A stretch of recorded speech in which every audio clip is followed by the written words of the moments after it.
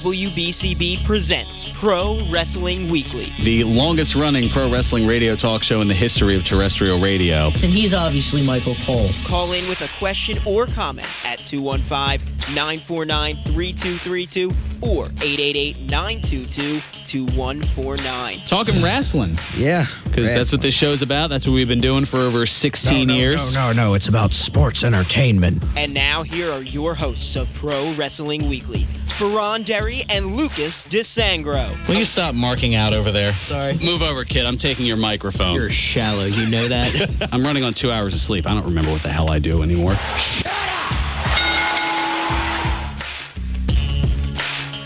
There's the sound of the bell, and we are set to go. This is Pro Wrestling Weekly here on 1490 WBCB and online at WBCB1490.com. Fearon and Lucas Twitch DeSangro here for what would be the Spaceballs equivalent of the short version of the show. Yes, because we are on until 12:30. We've got Phillies pregame coming your way so here. So we're going at ludicrous speed. Yeah, even more so than usual. Close all shops in the mall. Yeah, I was going to say, what else do you got with that? But no, it's probably better that we just move right on from there and get right into the news notes and otherwise here, as there's quite a bit going on over the course in wrestling here, including a video that was released by one Matt Hardy. Isn't this where you usually go? Yeah. Wonderful. There we go. I was waiting for something there. All right, that's enough. Oh. In which he announced, well, you know what? Rather than me talk about it, let's let you hear it in his own words. I just wanted to take a moment, and I want to address the WWE Universe, all of the Woken Warriors, all of the Hardy Boy fans, all of the Mattitude followers, all those people who have allowed me to live my dream for so many years. This is all I've ever wanted to do, and I got to do it at the highest level for 26 years. And I'll never forget the reaction the WWE Universe gave us at WrestleMania 33 upon returning. It was truly one of the greatest moments of my career. WrestleMania 34 was a great moment, winning the Andre the Giant Battle Royal. And I got to bring my creation, the Ultimate Deletion, to Raw in the main event slot. A lot of cool stuff I've got to do. And there's been a lot of speculation for quite a while online if I'm going to be wrestling any longer or not. And WWE, fortunately, they let me fulfill all my advertised commitments. But tonight here in Corpus Christi, this was the last advertised commitment I had, and I never say never, or as Woken Matt Hardy would say, never say never. But tonight here in Corpus Christi is most likely the last time you'll ever see Woken Matt Hardy in a WWE ring.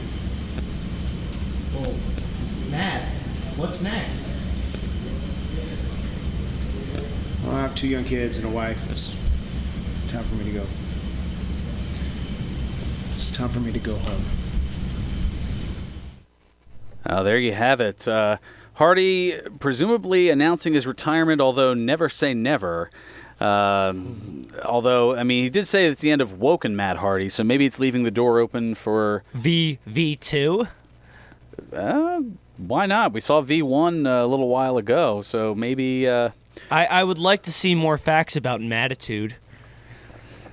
Well, there's certainly Matt a lot more strongly now. dislikes mustard. And Adam Copeland. Oh, gosh. Are we really going there? No, I'm sure they're probably good friends now.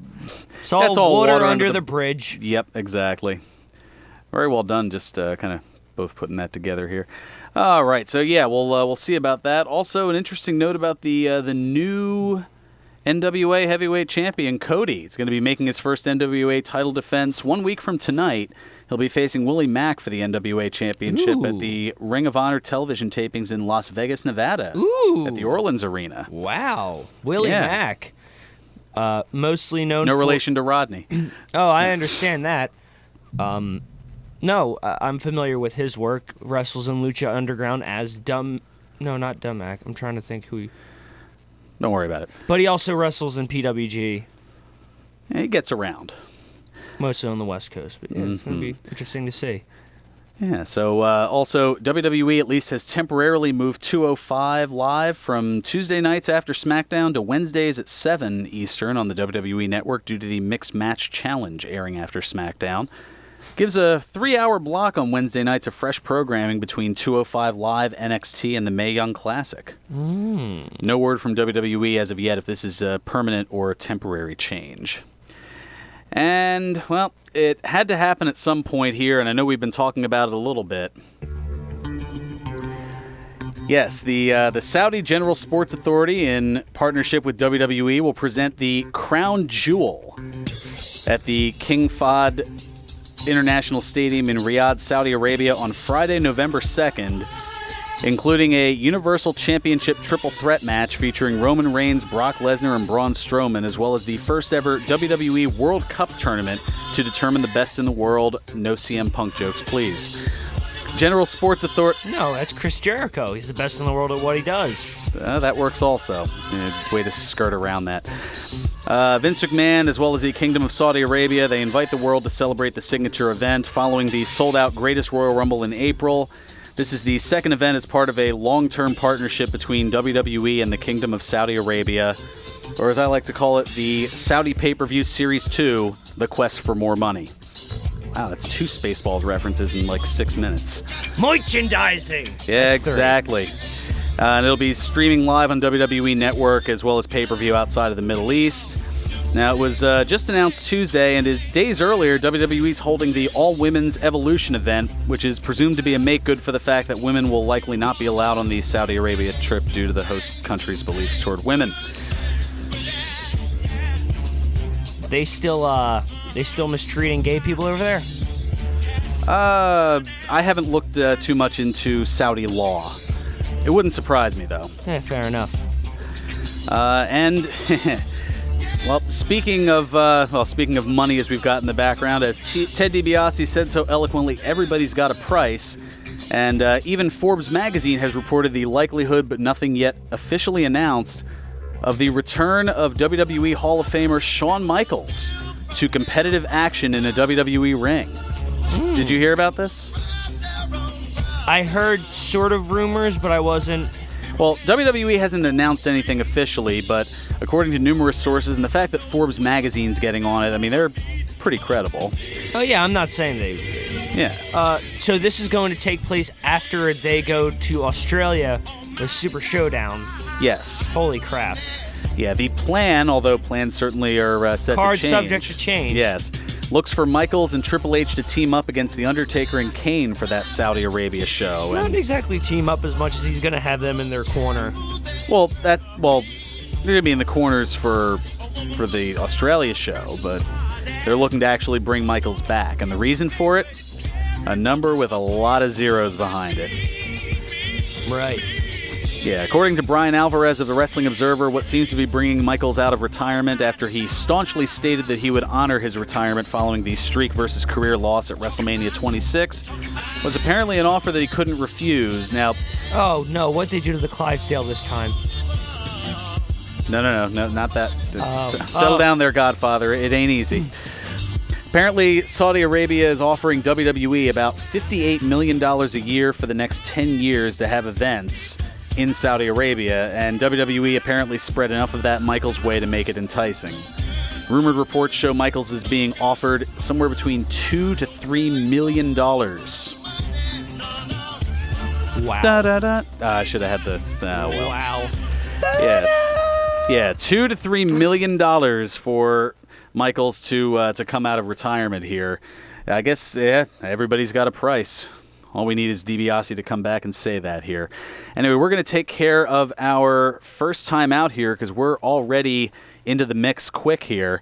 We're almost halfway. We're pretty much halfway through here, and we've got 2 breaks to take. So we'll be back. Yeah, it's a long story. This is Pro Wrestling Weekly here on 1490 WBCB and online at WBCB1490.com. I'm Jean Coyle, President and CEO of Penn Community Bank, the second largest mutual bank in Pennsylvania. Our boardroom conversations focus on our customers and the markets we serve.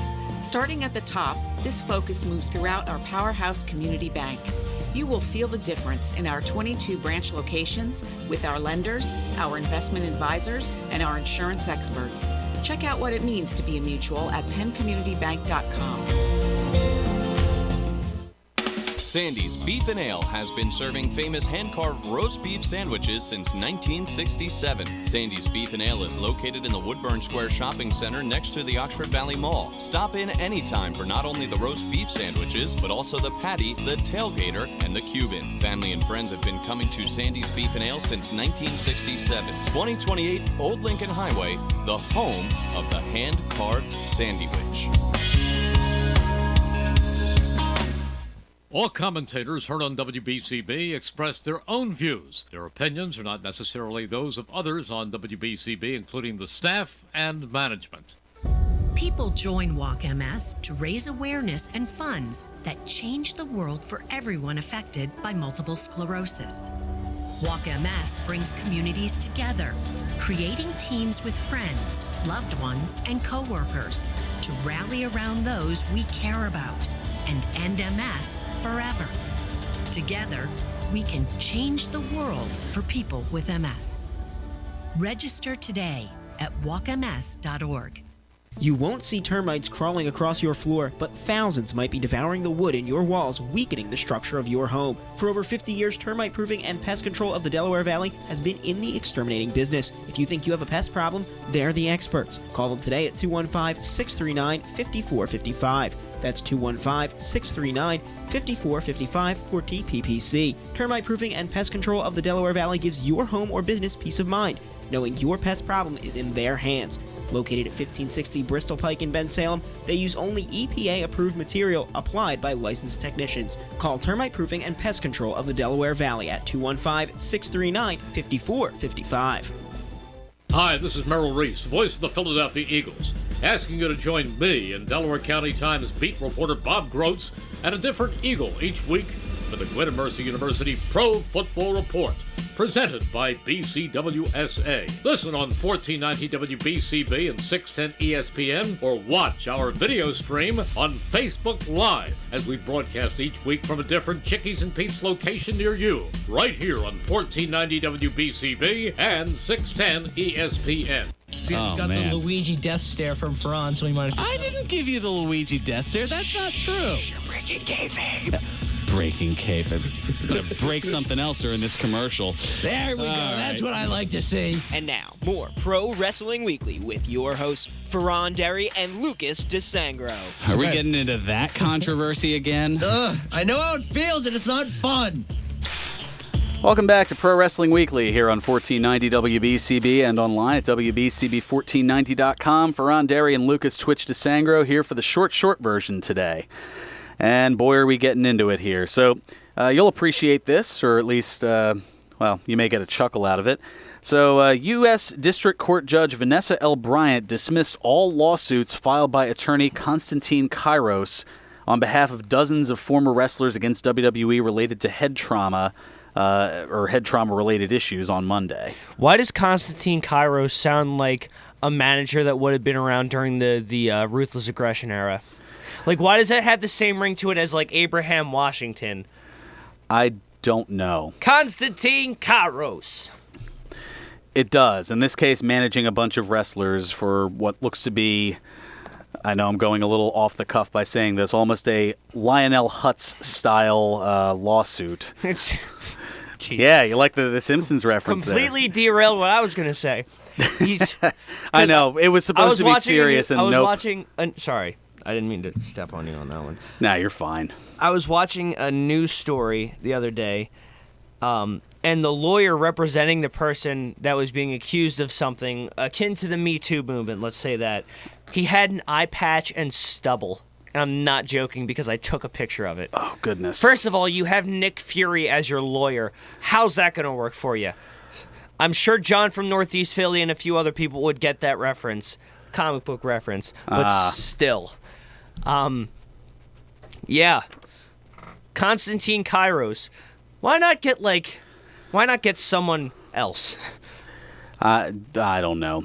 But yeah, there were lawsuits that have been stemming over the course of the last few years. The original one was dismissed for, with the exception of one claim brought up by Vito LaGrasso and Evan Singleton.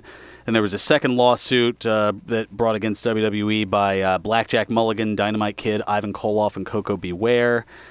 And he's a Hall of Famer. Why has he got a... got that ring? I don't know. And then the third and most recent was a lawsuit brought about by 53 plaintiffs, with the lead one being Joe Laurinaitis, better known as Road Warrior Animal.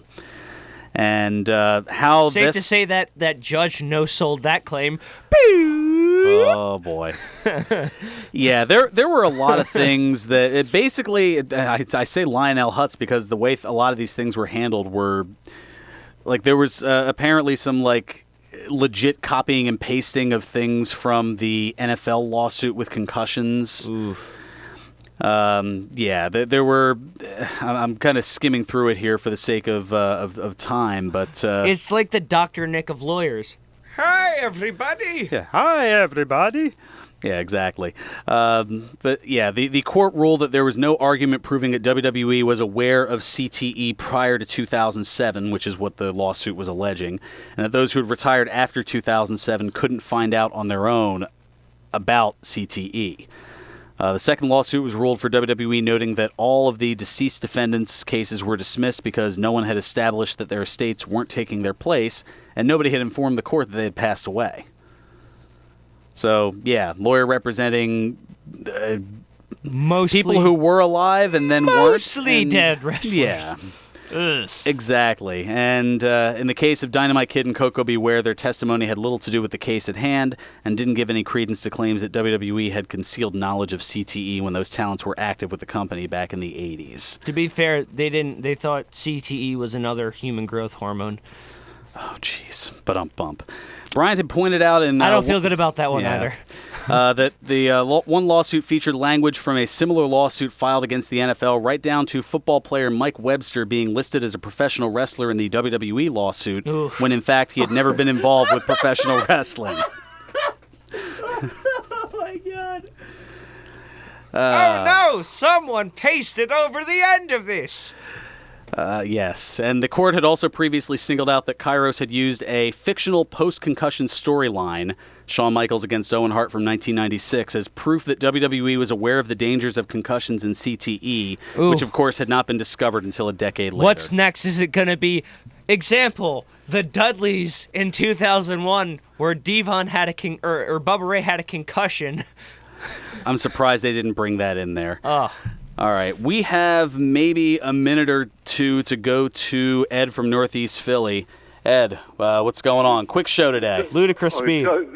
Sorry about that. No, that's all right. Yeah, Takara is today in Northeast Philadelphia. At the Wrestle Factory. Yep, that should be a goodie. Yeah. Rise to the occasion is postponed for next week. More information to follow. Yeah, we'll get more into that next week. Yeah, and Glory Point Honor and ROH are coming to Philly and Baltimore in October. Yep, they're making the East Coast rounds once again. I know that they're heading over to Vegas in a little bit here. Yeah, hate to cut things short, but we have like 6.5 minutes till the Phillies. But I appreciate you chiming in. We'll talk more next week. Ted. Nah, don't worry about that. It's all good. No need to apologize. Well, I mean, yeah, Ted does good things around here, so we appreciate everything that he does. And don't let anybody tell you otherwise, Ted. All right, we're going to take care of our second time out here and come back with a little tidbit of news or notes here, including an Impact Hall of Famer that you and I are pretty well familiar with. It's a monster of an induction? Yeah. Absolutely. Very good on your part on that.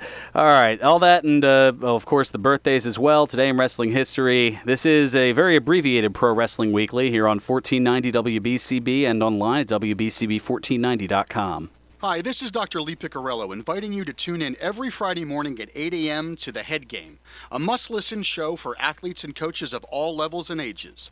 Mindful Athlete Training in Newtown, Pennsylvania is a mental circuit training program that prepares the athletes to perform at the highest level of today's game. Athletes get into the zone faster and stay there longer. Tune in every Friday morning at 8 a.m. right here on WBCB 1490 AM and throughout the world at WBCB1490.com. Maggiano's Little Italy has big changes to their carryout menu. Now you can take home twice the portion without doubling the price. It's a great way to get more of what you love at an amazing price. Get twice as much of your favorite dishes like spaghetti and meatballs, chicken parmesan, or their famous rigatoni di. Double the portion, not the price. That's right, double your same pasta portion for just $5 in carryout. Visit Maggianos.com today.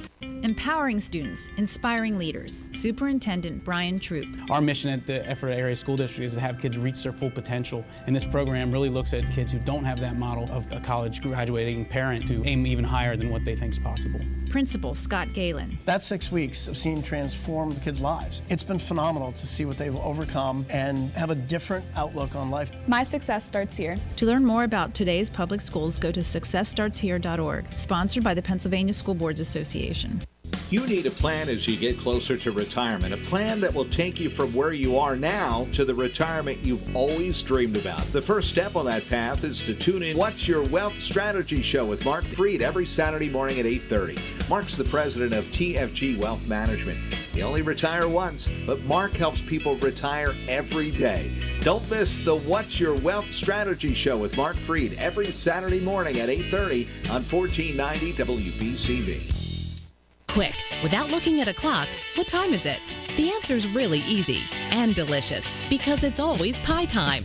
Tasty Cake takes the time to bake each Tasty Cake pie with a tender, flaky crust in its own individual tin. With favorites like lemon, cherry, and the one-of-a-kind Tasty Claire, there's no wrong time to pick up a Tasty Cake pie at a store near you. For a mid-morning treat, for an afternoon snack, or just for the fun of it. It's pie time whenever you reach for a Tasty Cake pie. Pro Wrestling Weekly presents Today in Wrestling History, September 22nd.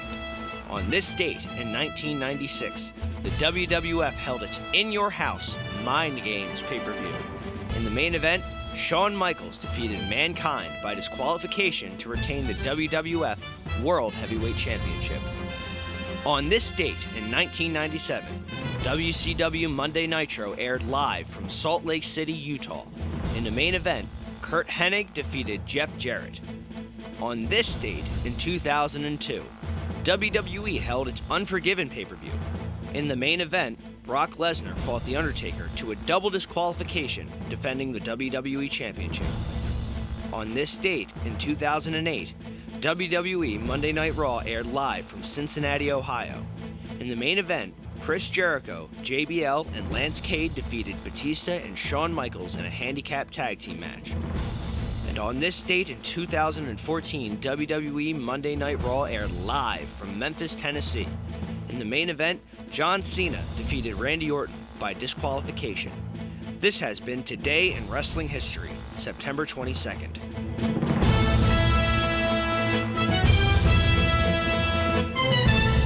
Welcome back to Pro Wrestling Weekly here on 1490 WBCB and online at WBCB1490.com. Fearon, Derry, and Lucas, Twitch to Sangro here for about a minute and a half. Oof. Don't forget, Firkin' Awesome Saturday today at the Broken Goblet Brewery, 1500 Grundy's Lane in Bristol, PA. Angry Troll Amber Firkin conditioned on strawberries, elderberries, and blackberries. Broken Goblet Brewing, the semi-official brewery of Pro Wrestling Weekly. Please enjoy responsibly. We've got less than 90 seconds. Time for... birthdays! Yes. 4 plus 3. Wow. On this date in 1927, Tommy Lasorda was born. The Hall of Fame baseball manager for the Dodgers, who also was the ring announcer for the Hogan and King Kong Bundy match from WrestleMania 2. How big is that guy? He turns... No, different pay-per-view. Turns 91 today.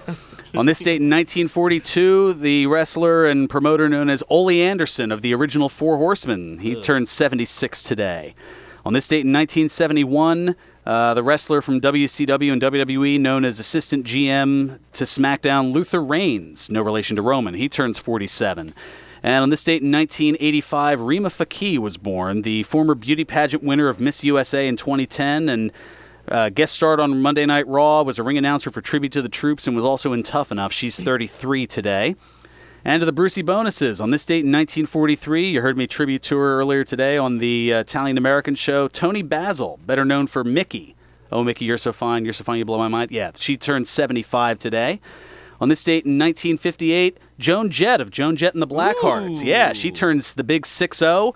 And on this date in 1960, Scott Baio was born, best known for Happy Days, Charles in Charge, and Joni Loves Chachi.